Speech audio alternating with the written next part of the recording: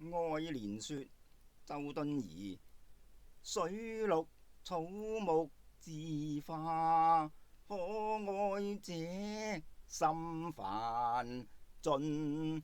陶淵明獨愛菊，自李唐來，世人甚愛牡丹。余獨愛蓮之出淤泥而不染，濯清漣而不妖。中通外直不蔓不枝，香遠益清亭亭淨植。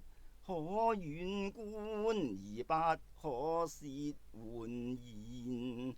余為菊花之隱逸者也，牡丹花之富貴者也，蓮花之君子者也。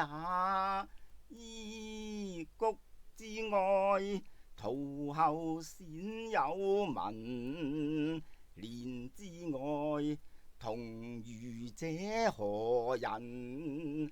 牡丹之愛，宜乎眾矣。